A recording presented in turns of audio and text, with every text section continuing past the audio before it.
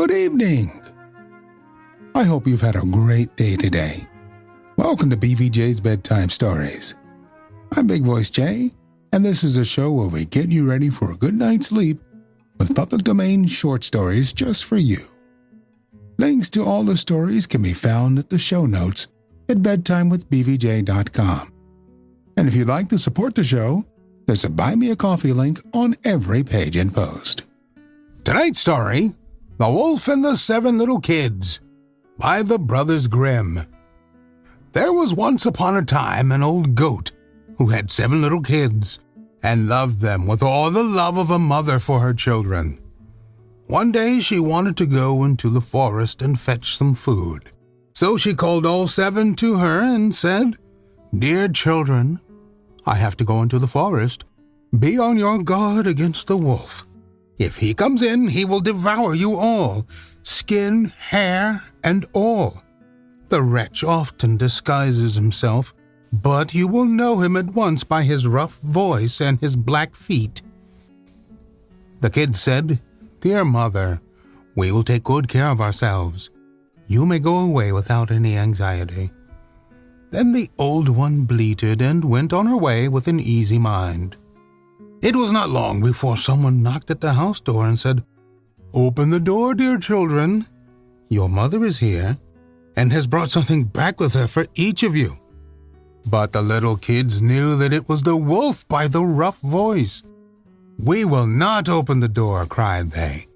"Thou art not our mother. She has a soft, pleasant voice, but thy voice is rough. Thou art the wolf."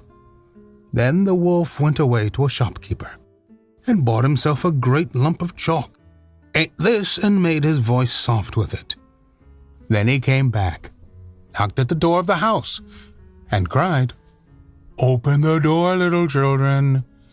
Your mother is here and has brought something back with her for each of you."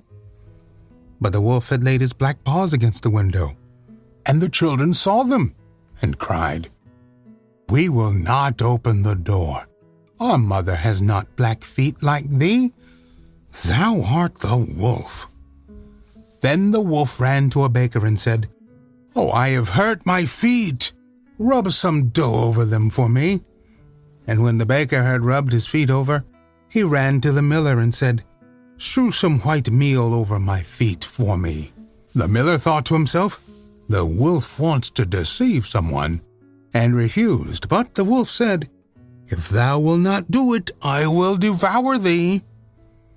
Then the miller was afraid and made his paws white for him. Truly men are like that. So now the wretch went for the 3rd time to the house door, knocked at it, and said, "Open the door for me, children. Your dear little mother has come home and has brought every one of you something back from the forest with her." The little kids cried, "First show us thy paws, that we may know if thou art our dear little mother." Then he put his paws in through the window, and when the kids saw that they were white, they believed that all he said was true, and opened the door. But who should come in but the wolf? They were terrified and wanted to hide themselves. One sprang under the table, the second into the bed, the third into the stove, the fourth into the kitchen, the fifth into the cupboard, the sixth under the washing bowl, and the 7th into the clock case. But the wolf found them all and used no great ceremony. One after the other, he swallowed them down his throat. The youngest, who was in the clock case, was the only one he did not find. When the wolf had satisfied his appetite, he took himself off, laid himself under a tree in the green meadow outside, and began to sleep. Soon afterwards, the old goat came home again from the forest. Ah, what a sight she saw there! The house door stood wide open. The table, chairs, and benches were thrown down. The washing bowl lay broken to pieces, and the quilts and pillows were pulled off the bed. She sought her children, but they were nowhere to be found. She called them one after another by name, but no one answered. At last, when she came to the youngest, a soft voice cried, "Dear mother, I am in the clock case." She took the kid out, and it told her that the wolf had come and eaten all the others. Then you may imagine how she wept over her poor children. At length in her grief she went out, and the youngest kid ran with her. When they came to the meadow, there lay the wolf by the tree, and snored so loud that the branches shook. She looked at him on every side, and saw that something was moving and struggling in his gorged belly. "Ah, heavens," said she. "Is it possible that my poor children, whom he has swallowed down for his supper, can be still alive?"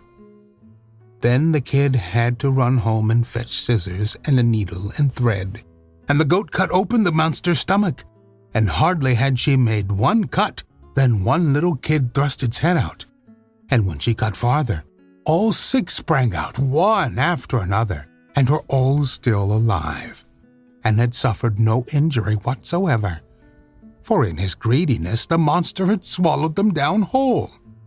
What rejoicing there was! They embraced their dear mother and jumped like a sailor at his wedding. The mother, however, said, "Now, go and look for some big stones, and we will fill the wicked beast's stomach with them while he is still asleep." Then the 7 kids dragged the stones thither with all speed, and put as many of them into his stomach as they could get in. And the mother sewed them up again in the greatest haste, so that he was not aware of anything and never once stirred. When the wolf at length had had his sleep out, he got on his legs, and as the stones in his stomach made him very thirsty, he wanted to go to a well to drink. But when he began to walk and move about, the stones in his stomach knocked against each other and rattled. Then cried he, "What rumbles and tumbles against my poor bones? I thought 'twas 6 kids, but it's naught but big stones." And when he got to the well and stooped over the water and was just about to drink, the heavy stones made him fall in, and there was no help, but he had to drown miserably. When the 7 kids saw that, they came running to the spot and cried aloud, "The wolf is dead! The wolf is dead!" and danced for joy round about the well with their mother. We're always looking for great stories like these to feature on the podcast. Send your suggestions to bigvoicej@gmail.com. We've got a YouTube channel full of stories from the show. Go to tiny.cc/BVJ Bedtime. We have over 300 episodes for your listening pleasure. Be sure to check them out at bigvoicej.com. Be sure to check them out at bedtimewithbvj.com. If our time together has proven of value to you, use the Buy Me a Coffee link to show the love. You can find it on every post. Thank you so much for listening. Good night. Diamond Club hopes you have enjoyed this program.